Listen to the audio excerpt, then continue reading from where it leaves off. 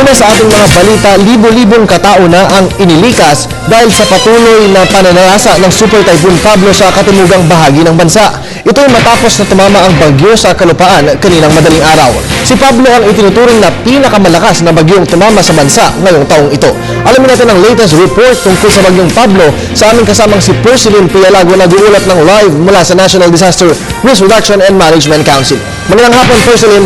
Magandang hapon, Kirby. Kanina sa inilabas na update ng NDRRMC, 3 ang binigay nilang kumpirmadong patay. At itong 3 ito ay hindi pa naman kumpirmado. Pero ngayon lang ay nilinaw ni NDRRMC Executive Director Benito Ramos na isa lang sa kanila ang kumpirmadong patay. Kinilala ang biktima na si Erlinda Balante, 60 taong gulang na nadaganan ng puno sa Manay, Davao Oriental.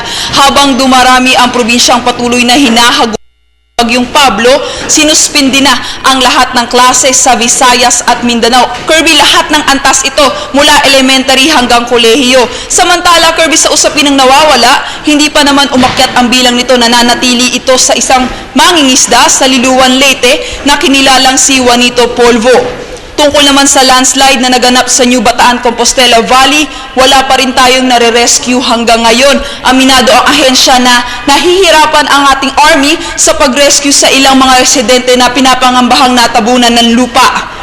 Kirby, umabot na sa 8,000 pamilya ang na-evacuate. Samantalang bumaba naman ang bilang ng stranded dahil mula sa 7,000 stranded passengers ay 2,000 na lang ito ngayon.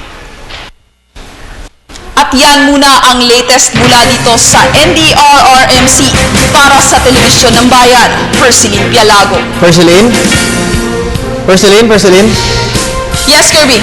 Kanina sinabi mo 3 ang kumpirmadong patay. Pakilinaw lang natin yung impormasyon na yun.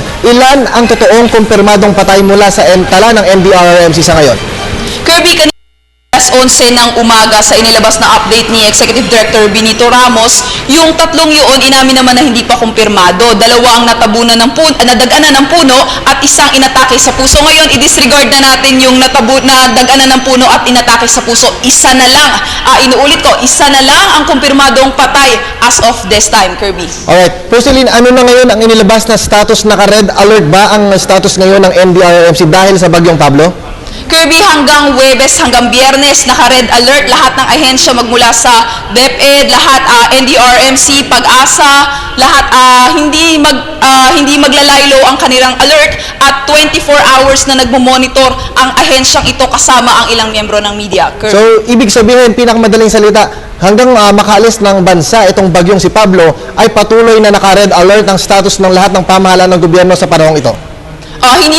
Kung hindi magbabago ang tinatahak nito ni Bagyong Pablo, by Friday morning lalabas na siya ng Philippine Area of Responsibility. Mag-blue alert o yellow alert ang NDRRMC. Siguro, sabi ni Benito Ramos, is Friday ng hapon pa. Alright, maraming salamat. Persilin Pialago nag-uulat ng live mula sa National Disaster Risk Reduction and Management Council.